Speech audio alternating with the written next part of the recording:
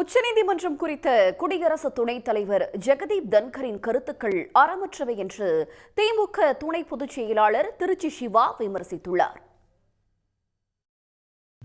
டெல்லியில் மாநிலங்களவை தொடர்பான நிகழ்ச்சியில் பேசிய குடியரசு துணைத் தலைவர் ஜெகதீப் தன்கர் மசோதாக்கள் மீது முடிவெடுக்க குடியரசுத் தலைவருக்கு காலக்கெடு நிர்ணயித்த உச்சநீதிமன்ற தீர்ப்பை விமர்சித்தார்.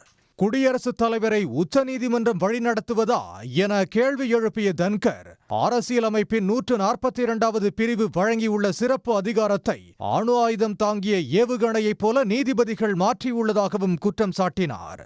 உச்சநீதிமன்ற தீர்ப்பு குறித்த ஜெகதீப் தன்கரின் கருத்துக்கள் அறமற்றவை என திமுக துணை பொதுச் செயலாளர் திருச்சி சிவா விமர்சித்துள்ளார். நிர்வாகம், நாடாளுமன்றம் மற்றும் நீதித்துறை ஆகியவற்றுக்கு அரசியலமைப்பு தனித்தனி அதிகாரங்களை பிரித்தளித்துள்ளதை குறிப்பிட்டுள்ள திருச்சி சிவா, 3 அமைப்புகளும் தங்கள் செயல்பாடுகளின் போது அரசியலமைப்பே உயர்ந்தது என்பதை மறந்துவிடக்கூடாது என்றும் சுட்டிக்காட்டியுள்ளார். ஆளுநர்கள் மற்றும் குடியரசுத் தலைவர் ஆகியோரின் பங்கு குறித்து அரசியலமைப்பு அதிகாரம் என்ற பெயரில் எந்த தனிநபரும் சட்டமன்றத்தால் நிறைவேற்றப்பட்ட மசோதாக்களை காலவரையின்றி குறைத்து மதிப்பிட முடியாது என்பதை உச்சநீதிமன்றம் சந்தேகத்துக்கு இடமின்றி நிறுவியுள்ளதாகவும் அவர் தெரிவித்துள்ளார்.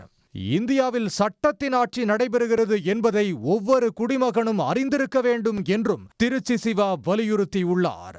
ஜெகதீப் தன்கரின் பேச்சு குறித்து தனது எக்ஸ் தளத்தில் பதிவிட்டுள்ள மார்க்சிஸ்ட் எம்பி சு வெங்கடேசன், மோடி அரசு 153 நாடாளுமன்ற உறுப்பினர்களை இடைநீக்கம் செய்தபோது இந்திய ஜனநாயகம், அணுகுண்டு, ஏவுகணை ஆகியவை ஜெகதீப் தன்கரின் நினைவுக்கு வரவில்லையா என கேள்வி எழுப்பியுள்ளார்.